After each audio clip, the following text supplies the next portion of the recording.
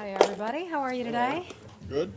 Happy Tuesday. Happy Tuesday. Nice to see you all again. Come on, Abby, grab a seat. I'd like to start out with an announcement about our Undersecretary for Political Affairs, Tom Shannon, his travel. He is leading a U.S. delegation to the Tashkent Conference on Afghanistan's peace process, security cooperation, and regional connectivity for its regional leadership, hosting 27 countries and international organizations in a show of solidarity for an Afghan-led, Afghan-owned peace process. Building on the successful Kabul Process Conference on February 28th, each of the delegations endorsed Afghan President Ghani's offer to the Taliban to join a peace and reconciliation process to end the conflict in Afghanistan. The international community agrees that the Taliban have a responsibility to end their campaign of violence and demonstrate that they are ready to discuss peace with the elected government of Afghanistan. At the close of the conference, the delegations adopted the Tashkent Conference Declaration. Undersecretary Shannon had excellent bilateral meetings with the President and Foreign Minister of Uzbekistan. They have showed great leadership and hospitality, as well as with the President of Afghanistan and several other delegations. The United States is committed to supporting the government of Afghanistan in its pursuit of peace and commends Afghan Central Asian neighbors' leadership. More for you on that when we get it, but I just wanted to bring that to you today. Secondly, before we get started with your questions, I wanted to offer our condolences to the people of Russia on the incredible tragedy that they are facing there now. The tragedy I'm referring to is the one that occurred in the mall in Kemerovo. As a mom, it's hard for me to even imagine the pain that people are experiencing over there, the loved ones who died, and all that they are going through right now. Our ambassador Huntsman to Russia, our U.S. ambassador to Russia, visited a church in Moscow earlier today to offer a prayer for all of those affected by the tragedy, and we will hold the Russian people in our thoughts at this difficult time. While our relations with the Russian government are difficult at this point, this is a human tragedy, and our hearts are with the Russian people. With that being said, I'd like to recap where we are after yesterday's announcement of the expulsion of dozens of Russian intelligence officers who were operating under diplomatic cover here in the United States, and also talk about the closure of the Russian consulate in Seattle, Washington. Following discussions with members of the Cabinet and our Deputy Secretary of State, John Sullivan, the President personally ordered the action to demonstrate our unbreakable solidarity with the United Kingdom after Russia used a military-grade nerve agent to attack a British citizen and his daughter, and to impose serious consequences on Russia for its continued violations of international law. In addition to the 48 Russian intelligence officers operating under diplomatic cover, they have been declared persona non grata. We have also separately initiated the process of expelling 12 Russian intelligence officers also operating under diplomatic cover from Russia's mission to the United Nations in New York for abusing their privilege of residence under the United Nations Headquarters Agreement. Together, these steps constitute the largest single expulsion of Russians ever ordered by the United States. It is a mark of how seriously we take the threat that Russia poses, and an indication of our readiness to impose further costs to respond to this and other reckless and destabilizing actions. Alongside our own announcement, you've seen the unprecedented wave of similar actions and expulsions taken by other governments, our global partners, and our allies. The United States, the United Kingdom, NATO, and now 25 other countries have so far announced the expulsions of 151 Russian personnel. To highlight for you, and I can provide you this list, and I'll just read a few of those countries who, in concert with the United States and the UK, of course, are working together on this. Ukraine deciding to expel 13. NATO, we learned this morning, 7.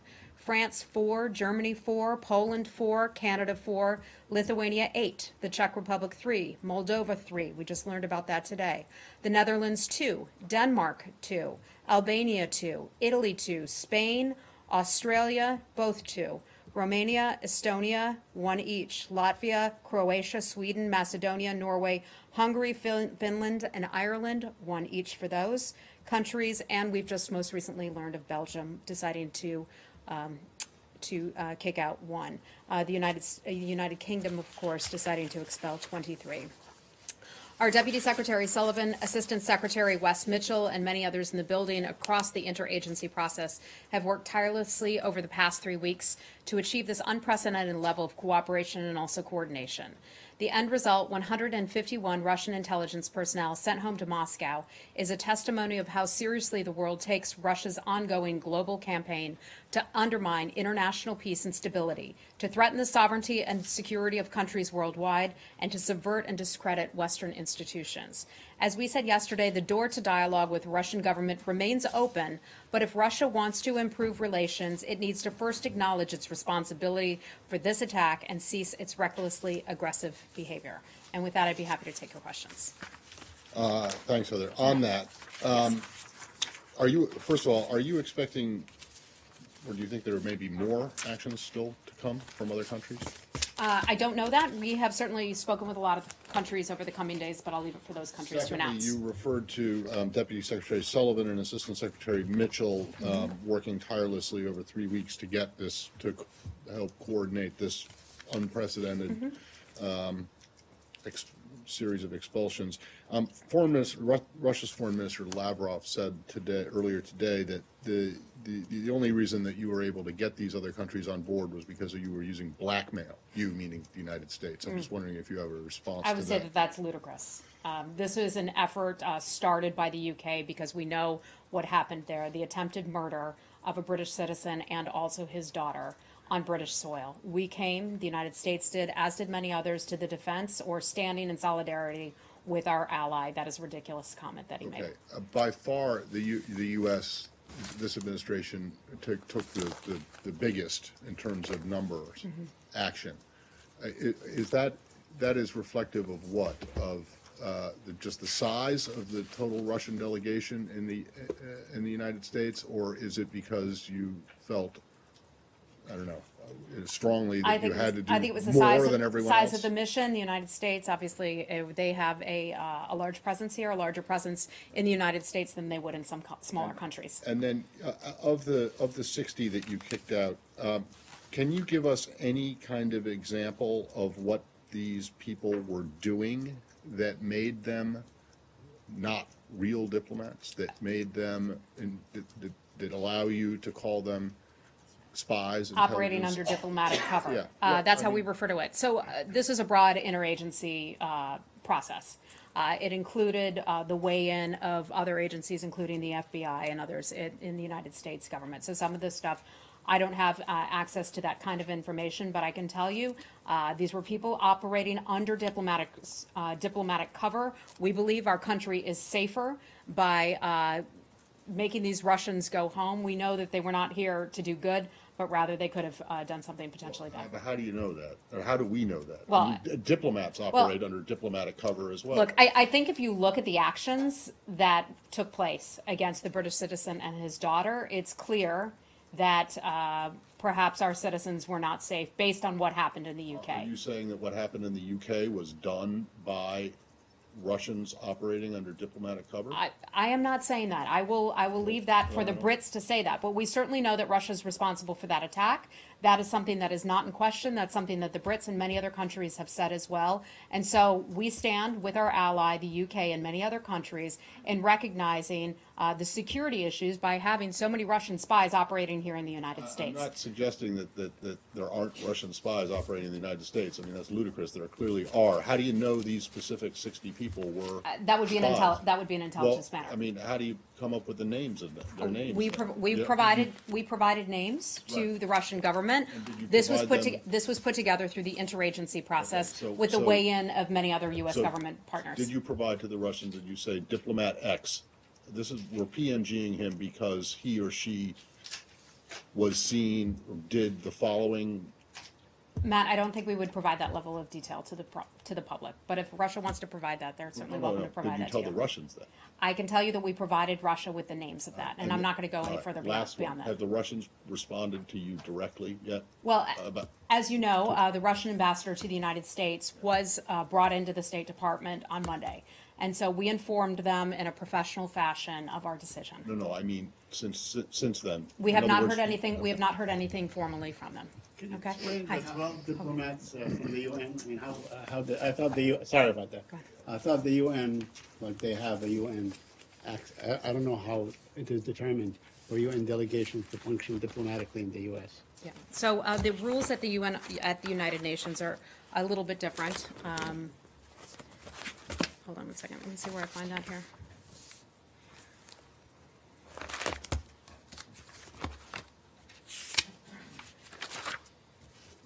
Bear with me. Got a lot of information here on this. You have a lot, you didn't have the answer to my question. I didn't know the answer to you. You wanted intelligence information, Matt. I can't give you that. Okay, but I can talk with you about process. Saeed, to answer your question. So in expelling 12 intelligence officials, intelligence officers from Russia's mission to the United Nations in New York, we did that because they were abusing their privilege of residence under the United Nations Headquarters Agreement. This is Section 13 of the UN Headquarters Agreement. The action is considered separate from the decision to expel 48 Russians accredited to their bilateral mission and to close the consulate in Seattle. So there are basically different kinds of rules that govern what takes place at the Russian mission to the UN versus their other facilities and properties. And for doing this, do you have to provide the UN some evidence of what you're accusing them of, proving that they are abusing of their privilege of residence? I don't know the answer to that. We can look into that and see what I can find for you. Okay. But this is the thing, I mean, you don't have to tell them or anybody what exactly they did to abuse their privilege. I mean, what were they, jumping the subway turnstiles or something? I mean, what Matt, exactly okay, is? I get it. You're being funny. No, my I'm trying to understanding, figure my out what understanding is that exactly- the Secretary of State has the ability, and Robert, step in and correct me if I'm wrong here, but the Secretary of State has the ability to declare somebody persona non grata at any point Right. when they are operating in this country. We don't have to give them all the reasons why we don't want them in the country. And I think as evidence of what happened in the UK, that's reason enough to not want all these spies operating in the United States. It's different with the UN. Don't you have to provide evidence to the UN? I think that I just those answered people- that, but I don't know the answer to that. If I can get an answer for you, I would be happy to provide Just it. something else. The Russian already said that they will respond to Mm-hmm. all those sanctions. We might have some U.S. diplomats expelled from Russia. Will you respond to the response? It's the I'm not beginning going of a new to get war into of I'm not going to get sanctions into a hypothetical of what Russia should do. Russia should apologize for its actions that it took in the UK. Russia should stop and cease that kind of activity. While they're at it, by the way, they should stop bombing innocent civilians who are suffering so horribly in eastern Ghouta and throughout the rest of the country. In Syria, there's a lot that they can do, and I would suggest that they start there. If they expel 60 U.S. diplomats, I'm- will you answer to that and I'm expel not. more? I'm not going to go there. I'm not going to go there with a hypothetical. We'll wait and see what happens. Hey, Rich. Who did the ambassador meet with on Monday? Can you tell us anything about that conversation, about the Russian reaction to it? And are there any plans for the Deputy Secretary to speak with Foreign Minister Lavrov about this? We have no meetings, no calls to announce regarding possibly discussing things with Foreign Minister Lavrov. It was our Deputy Secretary, John Sullivan, who met with the ambassador to Russia on Monday. Anything, do you know how the Russians reacted? Can you tell us how they I reacted? think they were not surprised, but certainly not happy at the same time. Can you Okay. clarify this one point? Yes. That how many Russian diplomats are left in the country, and do they have a clearance now? Like these are the bad apples out. So rest of them are okay. I'm not going to get into the number of people that we believe are here in the United States. Connor, go ahead. Can you clarify whether or not the 48 who were expelled from the bilateral mission, were they from Seattle? The Russian ambassador said that they were from D.C. and New York, but how did you close the consulate without We expelling them? believe it was a mix. The consulate is still operating. They have some time before they still have to vacate the consulate. But they will be the ones to be expelled? The ones from No, the they come from a mix of areas. My understanding is that they come from around the United States, could come from the mission, could come from the consulate and other places. And Does that mean that potentially not all of the diplomats who were at the consulate in the now closed or soon to be closed consulate in Seattle don't have to leave? I would have to refer you to Russia on that one. I'm not sure. I'm not sure the entire mix of how many spies they had operating in Seattle versus in Washington versus New York. I don't have that breakdown. Can Russia send 48? Sorry. No. Can Russia send 48 other diplomats to replace those? I don't who were believe so, recalled? but let me double check Do on they that. have Let to- me, to just I will double check have on that. 48 minus. I will double check on that and get back with you. Lori, go right ahead. Yeah, actually, on Russia, it's a public figure, the number of diplomats they have here, since they ordered you to reduce your diplomatic number of diplomats to what they had in the, what they had here, which was 455. That was last summer that figure came out. That they told you, you must reduce your number of diplomats in Russia to the number of diplomats we have in the United States, and the number given was 455. So, that's in the press. So, okay. And so yesterday. That may be in the press, but I'm not going to confirm that, so. Okay, well, for people's, but yesterday, senior administration officials complained that 100 of Moscow's diplomats were intelligence agents. So that suggests that something like a quarter of the Russian diplomats here were intelligence agents operating under diplomatic cover. Is that a reasonable estimate of the situation? Lori, I appreciate the question and I understand the interest in asking it. I'm just not going to confirm anything that has to do with intelligence. You don't want to confirm that the estimated 100 figure? I don't have any information on that. Well, how about put it this way? Do you think this expulsion clears out all of the Russian intelligence agents who are operating under diplomatic cover? I don't Or there's have some- the answer to that. What I do know is that we've decided to expel 60 from the United States. Saeed, go ahead. Yeah, sure, go right ahead. One more on Russia. Okay, Connor, go ahead, and then we'll move on. The assistant secretary said yesterday on Fox News that Russia hasn't been helpful with North Korea recently. Can you explain that a little bit more? What specifically was he talking about? Well, I think when we look at countries, whether it's China, whether it's Russia, there's certainly more that they can do to help with our maximum pressure campaign. Russia, like China, voted in unanimously for UN Security Council resolutions, 3 or 4 of those UN Security Council resolutions that really put the pressure on North Korea. We say that certainly countries can do more. Russia would be in that bucket and China would be in that bucket as well. But beyond that, I don't have any more. Hey, look, yeah. The efforts by Sullivan and Mitchell to enlist other countries, was that limited to Europe? I know that we provided information to other countries to make them aware of the decision. This was not just something that was an idea of the United States. This was something that the United Kingdom, and I'm not going to speak on their behalf, but this was an initiative that was put together in concert with the United Kingdom. But limited to Europe, or you went beyond Europe? Well, I just read some of those countries. They were all European countries, but we did inform our counterparts at other nations what we were doing. Regions, Yes. Middle East, or what? Okay. One last question. You said that the country is going to be safer after this expulsion. Does that also mean that the 2018 elections are going to be safer in defending against Russian meddling? Well, I don't know what these guys were actually up to, who have been operating here in the United States. We have long said that Russia remains a country that is interested in fiddling with other people's elections. The United States, that is not unique to the United States. We've seen that in Mexico. We've seen that in France.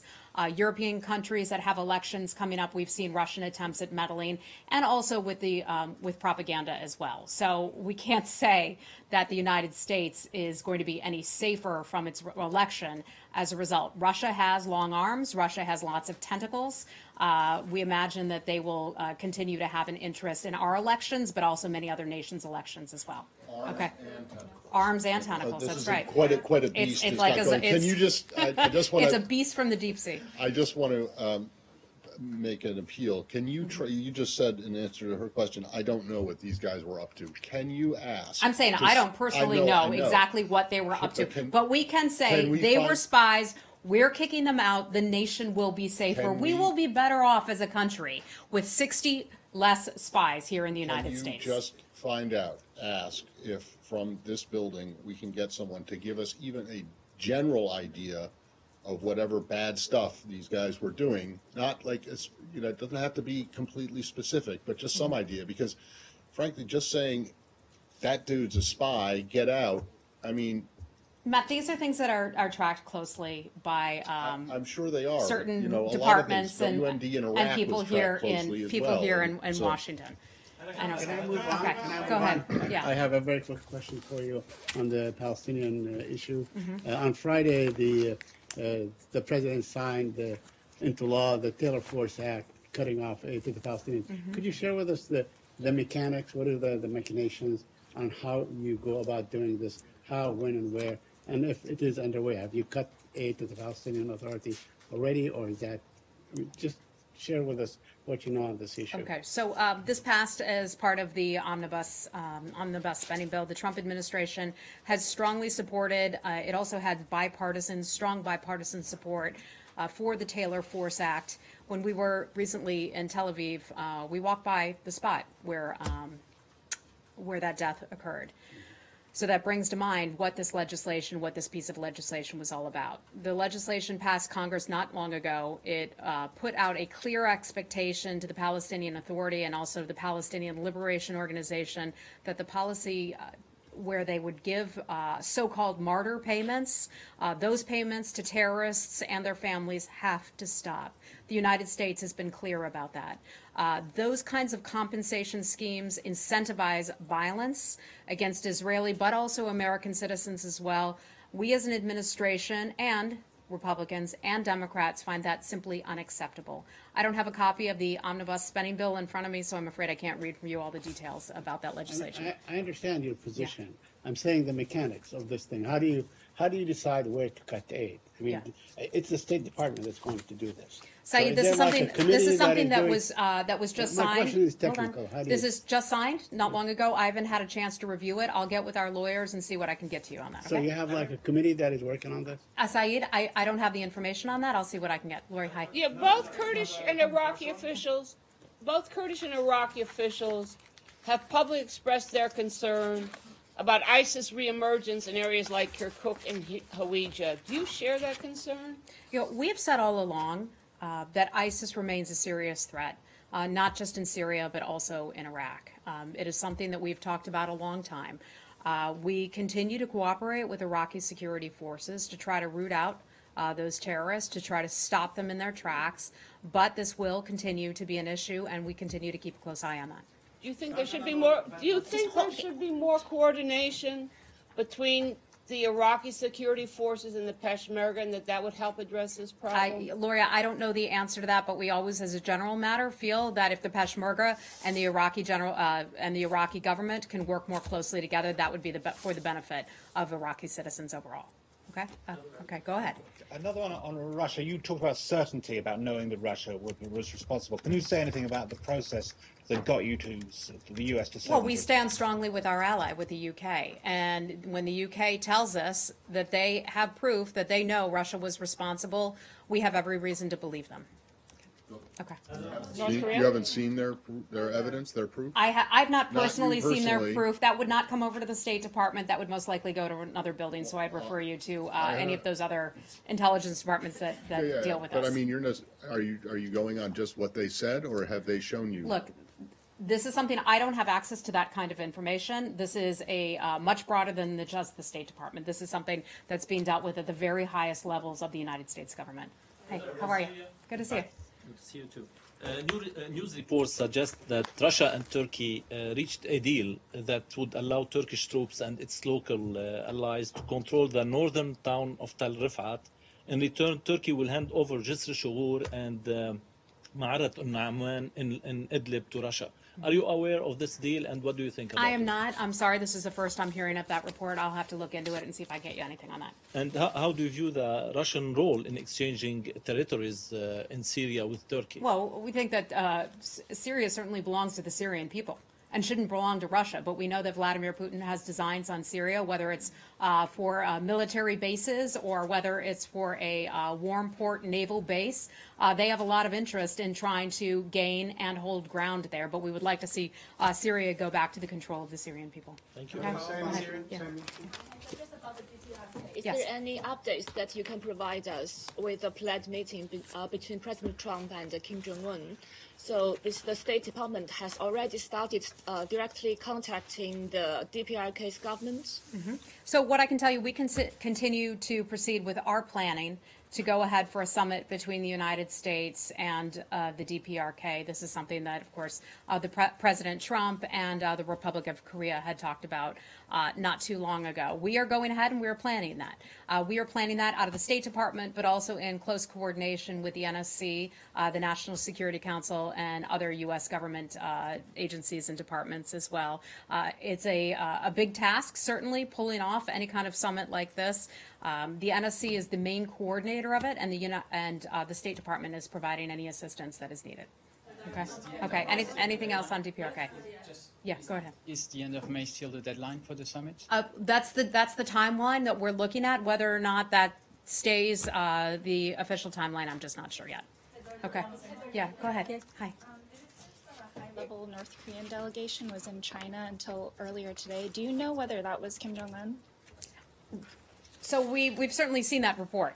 We've seen the report. We've watched the video. I know a lot of you have seen it too. There certainly was a lot of fanfare. There certainly was a lot of protocol that was involved in that meeting. China hasn't confirmed who was visiting from the DPRK. We are, we're not familiar with who was actually there, but we look forward to hearing about it, and we'll leave it for the Chinese to announce who was visiting. So you haven't heard yet from the Chinese about this visit? We have not had any discussions with the Chinese about this visit. Yeah. Hi, Jenny. How are you? This high level, whether Kim Jong-un or North Koreans high level visit to China, they just left, from China. But do you think China is strategically using North Korea is in U.S.-China trade war? I don't think so. Well, I don't think so. The North Korea is economically right now tough situations. So why they visit? Could you restate the question, please? Yeah, North Korea is economically very much tough situation. They're in a tough situation, Yeah. North Korea. Yes, they certainly are in a tough economic situation. We believe that's one of the reasons that they came to the table and indicated that they were interested in having talks with the United States. Do you think China will help they economically support? Will China help North Korea? Of course. Economically? That's the question you're asking. Yes. I certainly hope not. China is one of those countries, just like Russia, that signed on to the UN Security Council resolutions. We hope, and we've often said, that China can do a lot more to crack down and adhere to those UN Security Council resolutions in adhering to some of those sanctions. So we hope that China will not skirt those. Okay. Yeah. Yes, I have a question. I'm sorry, right here. Hey, how are you? Jahazev from AY News TV. The United States has put sanctions on 7 Pakistani companies over doubt that they have links to nuclear trade. What really are the concerns about the Pakistani, especially about the Pakistani nuclear program? They put Department of Commerce, I think, put sanctions on 7 Pakistani companies. Are you aware okay. If Commerce did that, I don't have any information on that for you today. I'd have to refer you back to the Department of Commerce. Okay, the Pakistani Foreign Secretary, Tahmina Janjua, was in the town like a couple of weeks ago, and she told a press conference in Pakistan Embassy that actually first time a top Pakistani official admits that Haqqani network leaders are in Pakistan, and Pakistan are asking them to go back to Afghanistan and start a peace process with the Afghan government. How do you see this comment? Because it's the first time the Pakistan admits there are leaders of a kind network in Pakistan. Yeah, I'm sorry, I have not heard those comments until now, so I typically hesitate on commenting on things that I haven't heard or seen myself. Okay, thanks. I don't have anything on Cuba for you today. I'm sorry. Miss? Yes, I wanted to go back to Russia. The OPCW hasn't released the results of the investigation as yet. So how can U.S. allies say with absolute certainty who was behind this? I would say that's an intelligence matter, and we look forward to the OPCW completing its investigation. We also hope at the same time that Russia will return to the UN Security Council and will agree to some sort of a mechanism like the joint investigative mechanism that they had stood in the way of and, in fact, defeated numerous times. We have tried, the United States and many other countries have tried to stand up an equivalent to the joint investigative mechanism that would assign culpability to those who had used chemical weapons on individuals. Russia has thwarted that in the past. We hope they'll get back to that in the future. That would certainly be a good start for them. And the U.S. would fully support a mechanism in that. Well, the United States had supported the joint investigative mechanism. We would support what the UN agrees to go along with in putting something together that is just as strong as the joint investigative mechanism. One thing I'd like to point you all today, I don't know if anyone saw Ambassador Haley's comments at the United Nations today. She made some very strong comments and expressed her sincere concerns and our grave concerns over the humanitarian crisis taking place in Syria as a large result coming from Russia and Iran and their responsibility for the horrible actions that are being taken upon the civilians in Syria. So let me refer you to her comments. She was very clear about Russian responsibility for that. Yeah. That you, not just you, but all spokespeople in this town, your predecessors, routinely comment on things that you haven't seen yourself personally, right? So let me ask you as a journalist, if someone comes up to you and says, hey, Matt, I heard that someone said X, Y, and Z. Are you going to give a quote on something that you've heard secondhand? I don't know Probably the not. answer to that. Probably but not. You didn't Exactly. see the poisoning of the ex-spy in Russia, right? So just I mean... Me personally, no, I No. wasn't there for it, Matt. I get the word games that you want to get into not today, a and word that's game. fine and everything, but it is not good policy to comment on a quote that I haven't seen, haven't heard, and have no awareness of myself. Okay. Okay. Yeah.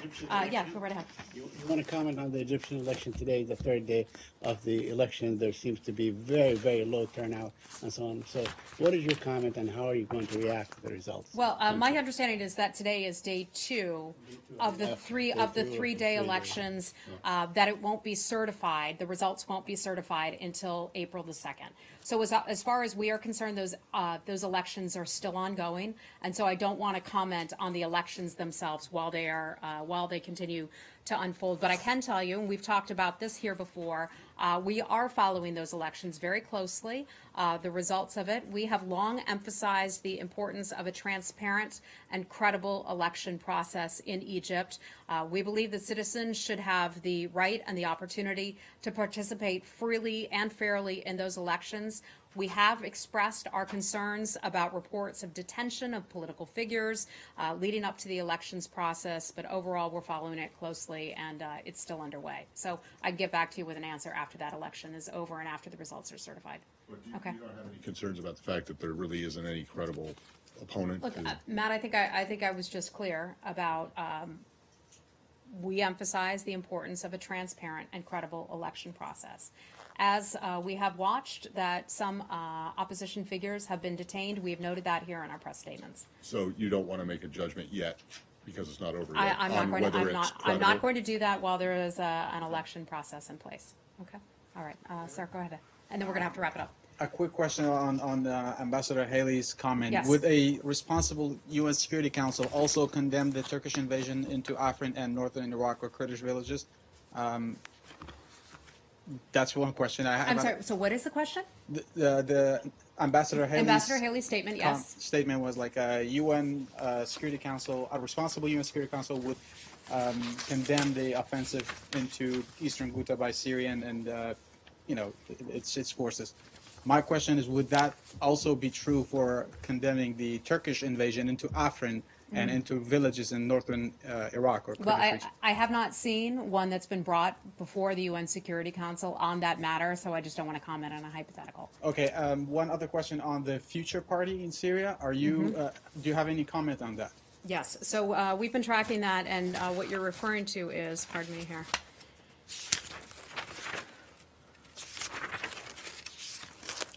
The Syrian Future Party.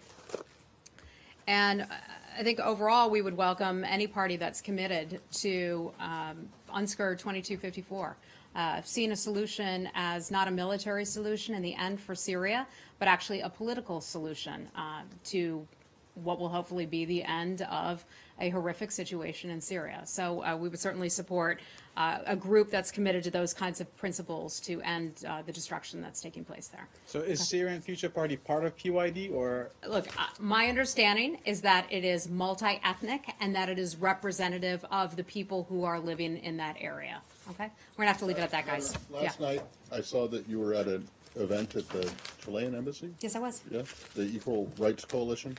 I'm just curious, you were there, this was to support LGBT rights, and the tweet said the U.S. fully supports the Equal Rights Coalition's efforts to defend universal human rights of LGBTI persons and to reduce violence and discrimination around the world. I'm just curious if anyone at this event asked you about the administration's ban on transgender troops serving in the military that came out late Friday. And if they didn't, I'd like to ask you how it is that you can make a statement like that, not you personally necessarily, but the administration can say that it fully supports the Equal Rights Coalition's efforts to defend the universal human rights of LGBTI persons to reduce violence and discrimination around the world when this ban is has taken effect. So the decision that you're referring to is a decision that came out of the White House in consultation with the Department of Defense. Right. So I'm not going to speak about their policy decisions that they made as a combination of those two. As a general matter, at the State Department, and as I did last night, spoke about the value of human rights, of being able to have people who want to have freedom of assembly, freedom of association, and the importance of that. We have talked here many times about the discrimination that LGBTI people have faced in places like Chechnya and places all around the world. We believe it is a human right to be able to associate freely and to be able to love the person that you want to love. I was proud to have been asked to speak on behalf of the State Department there, and no, I was not asked that question last evening. Okay, but I'm just wondering, I mean, do you not think that this policy that went into effect or is going to, that was announced on Friday, is discriminatory? Matt, I'm not going to comment on that. That was a decision that was made. There were other complicating factors involved, to my understanding, and that's a decision that was made by the White House in consultation with the Department of Defense. It's nothing that I'm going to weigh in on right here. Well, but I don't understand how you can say that the U.S. fully supports this idea of reducing discrimination and violence or eliminating it from the LGBTI community, and then Matt, I would just say that there are other factors. factors. I don't work for the Department of Defense, but there are other factors that come into play with regard to members of the military. Beyond that, I'm not going to comment. That is not my lane. But if you say that the U.S. supports equal rights for LGBTI people, and at the same time the administration discriminates against LGBTI people, that would seem to be not consistent. And unless the administration somehow believes that barring a certain type of person based on the T in their identity is not discrimination, and that's what I just want to know. I mean, how do you square the two? I think I've answered that. Okay, thanks everybody. We gotta go.